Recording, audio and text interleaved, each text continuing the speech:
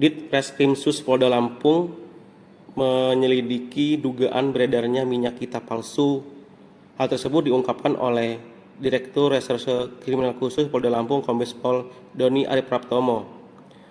Pihaknya tengah melakukan penyelidikan terkait adanya laporan yang diterima oleh masyarakat terkait dugaan minyak kita palsu. Kecurigaan tersebut setelah diselidiki memang minyak tersebut diduga sangat berbeda dengan minyak kita asli yang beredar, dan sangat mencurigakan juga minyak kita tersebut karena warnanya tidak sejernih minyak kita yang buatan pemerintah tersebut. Pihaknya saat ini tengah melakukan penyelidikan untuk mengungkap siapa dan kenapa barang minyak tersebut diduga palsu.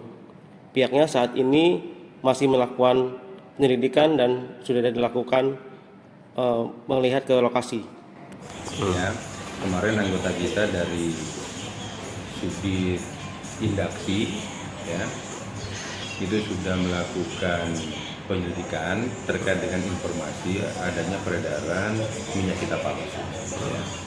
Memang dari penyelidikan yang kita lakukan, kita mendapatkan beberapa sampel minyak kita dalam botol plastik itu yang secara kasat mata kalau dilihat ada perbedaan dengan minyak kita yang selama ini diproduksi oleh pemerintah, dengan minyak kita yang kemudian juga palsu. Minyak kita yang juga palsu itu memang ada endapan di mereka, ya. Sementara kalau minyak kita yang dari pemerintah itu kan jernih. Ya.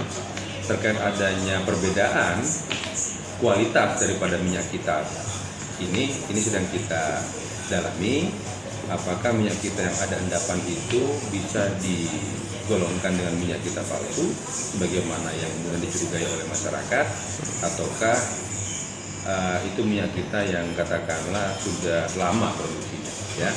Ini sementara berikan kami waktu untuk kita pastikan ya mengenai adanya kecurigaan palsu tidaknya minyak kita yang sementara beredar di masyarakat, utamanya di wilayah Lampung Selatan itu.